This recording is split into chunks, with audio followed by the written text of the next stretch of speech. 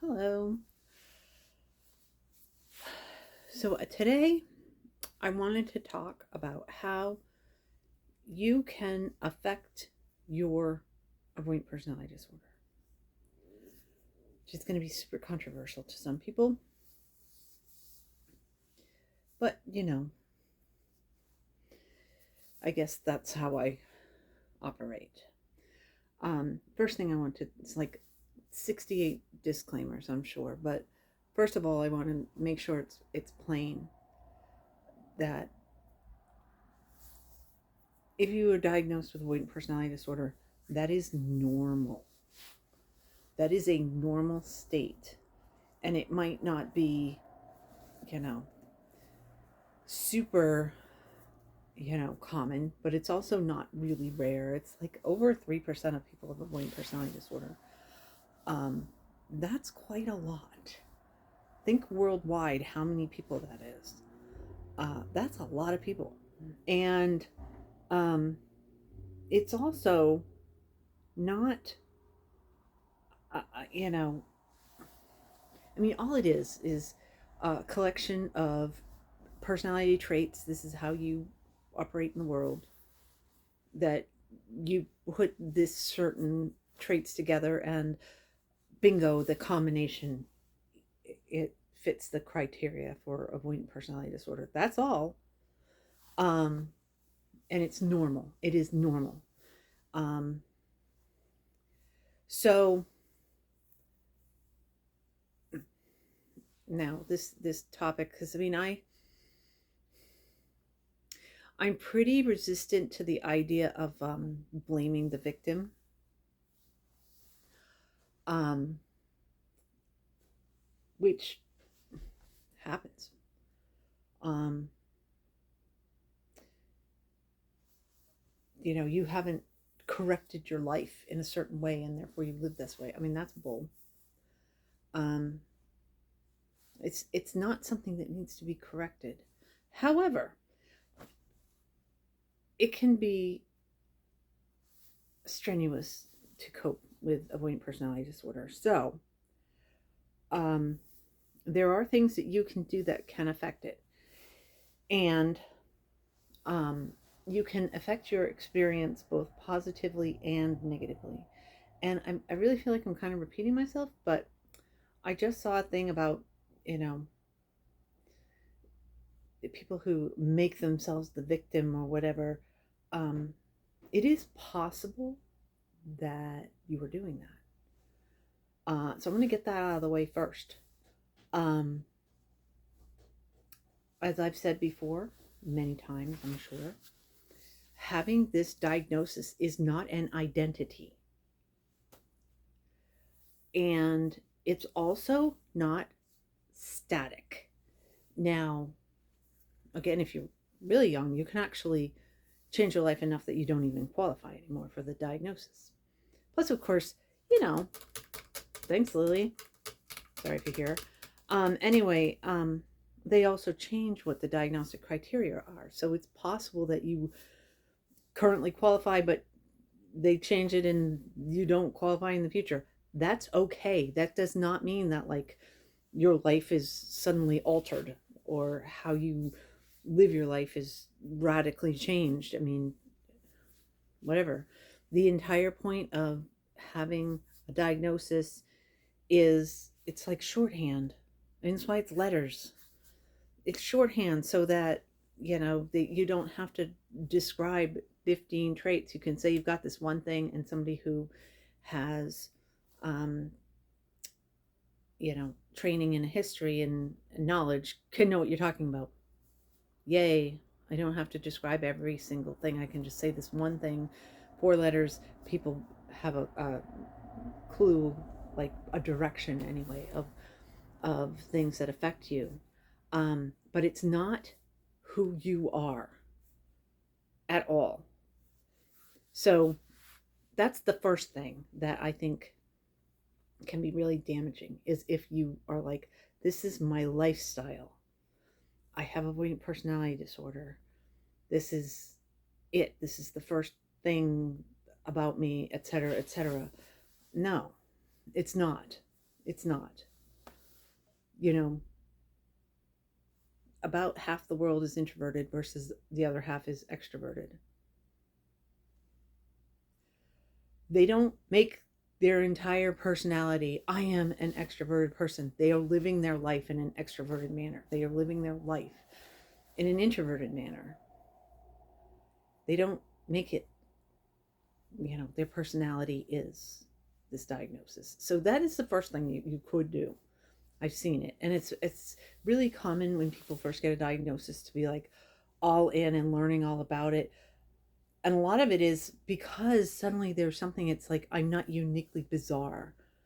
I'm not uniquely broken.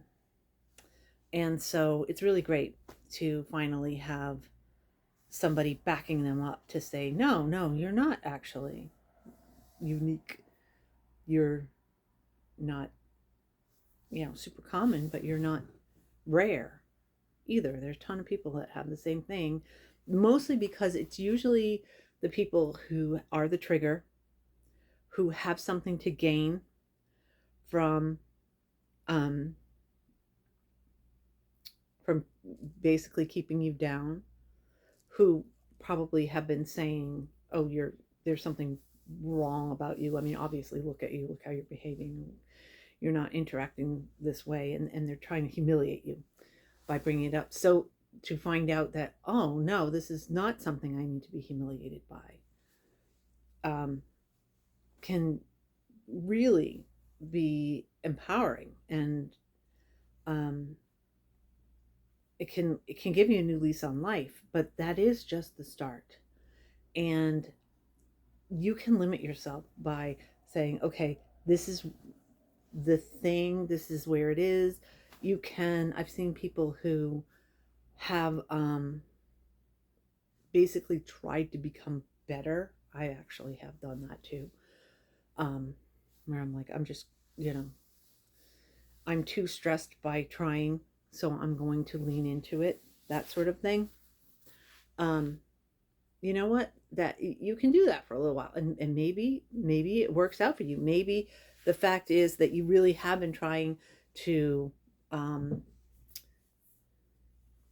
sort of assimilate into general society, and you've been denying aspects of yourself, and so letting yourself, be you.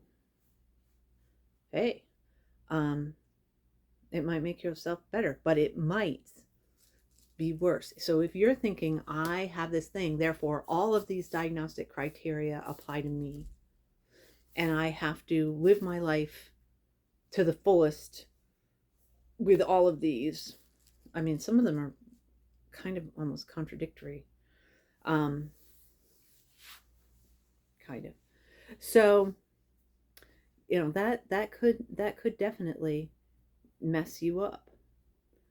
Um, but so those are ways that you can affect yourself and your avoidant personality disorder and basically make everything worse. So don't do any of those things. But there are ways that you can affect your avoidant personality disorder positively. And actually, I just said one of the things, and I said it's negative, but not really. It really is positive. Is if you um, basically let it exist. I mean, it does exist. You are who you are. Your personality is who you are, especially if you're older. It's set. That's who you are. Okay, accept it. Great. You can affect yourself by basically giving yourself a break.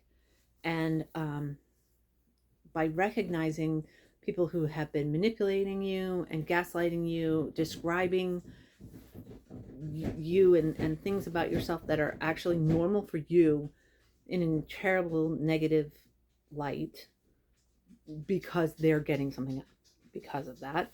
Um, I'm not going to say let it go, because that's about impossible to do, to actually um, ignore what it was that made you become avoidant. Um, it's really hard to just drop abuse from your life like it never happened.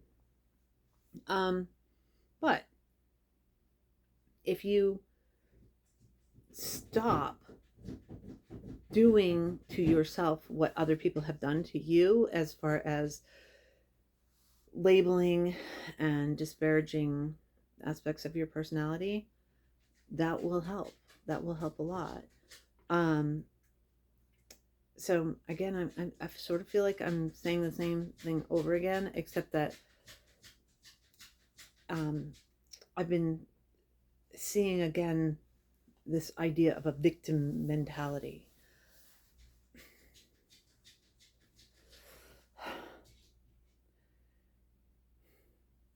And I do see both sides of that coin.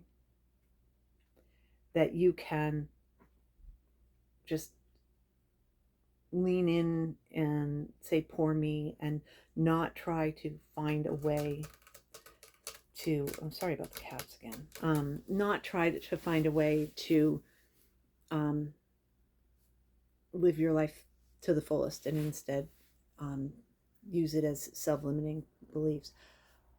Again, this is blame the victim type talk. I don't want you to do that. You know, it's that the first step of that is to recognize, oh, I am doing this. Then you get to make a choice. Because if you're doing it just automatically, or you're doing it because you've been told by whoever was abusing you that this is how it is, and that you are wrong about everything, and blah blah blah. I mean, when you start seeing it, when you start seeing that you are labeling based on what somebody has told you the things in your life, um, and that it may or may not be true. I mean, it might be wrong. Everything that you've heard might be wrong, which means if you're repeating it, you're repeating something that's wrong. I mean, it might be right, but it might be wrong. Um, yeah, be aware. Don't do that. Don't screw yourself like that. I'm sure there's lots of people that have screwed you over already. You don't need to keep doing it to yourself. You can um, stop gaslighting yourself. Okay? But on the other hand, there might be aspects that'll actually make your life better if you lean into it. So it's very personal, and you know, something. I mean, it might be okay. You know what? I've tried to get a job and tried to get a job, and I just need to find something where I can work from home, and that's it. That's it. I tried to be social, and I've got to work from home. Okay, great. Do that. I mean, hello, look at what I'm doing right now. Even though I don't get paid for these, but still, I mean, hello, I mean, and it could be the opposite. It could be that, I've tried to avoid people, but I need to be like, actually, my son, who's not, he has autism. He does not have avoidant personality disorder. He is looking for a job right now, and it's like, okay, well, would this type of job be good for you? And he's like, no, I need to be around people.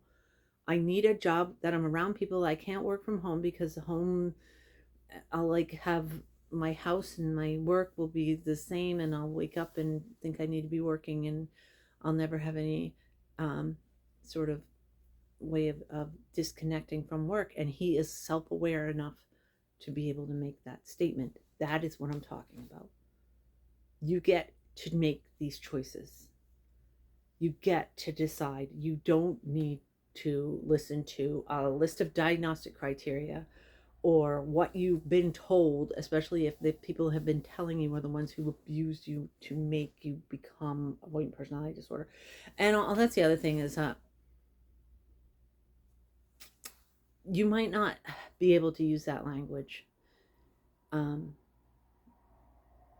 lot of people can't use that language. So um, I mean, the only way that I can say yes, I was a victim of abuse is because people who did it have died, and I can't interact with them.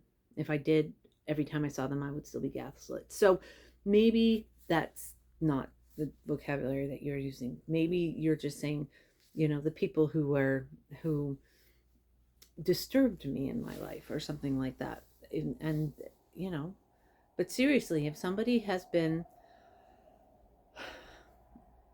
the next word that came to mind is bullying. You might not even see it as bullying yet. That might be a phase um, that you just haven't gotten there yet to realize that what they're saying is not the truth. They're going to insist it's the truth, but to learn to trust yourself to know that what they're saying not the truth. That you might be early, back further that you can't see that yet. But it is a huge way to positively affect yourself is if you can detach from what you've been told about yourself and try to figure out the truth about yourself. And your truth with avoidant personality disorder is still okay and even good. Um, that yeah, you'll be able to pick out the things you do that are not great. You will, because you've been had it pointed out to you 9 billion times in your life. You'll still be able to point out, okay, this is something that I'm not that great. Okay, so what? So you have some not great things. You also have some great things somewhere. Okay, that's probably making you want to curl up and vomit. I'm sorry, but it's also a fact, isn't it? There's parts of you that are perfectly fine despite having avoidant personality disorder.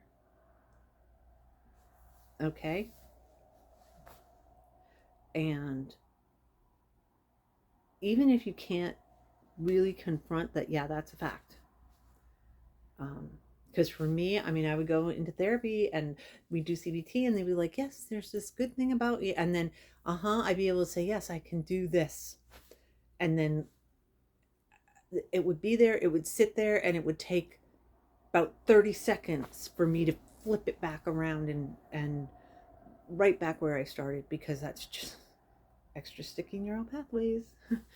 um, you know, but it's also a fact. So if you can, even if you can't acknowledge that there are good parts of you, if you can acknowledge that there is a possibility that there are good parts of you, that it's not separate from the avoidant personality disorder, it is not because of the avoidant personality disorder, but it is in you alongside of the avoidant traits,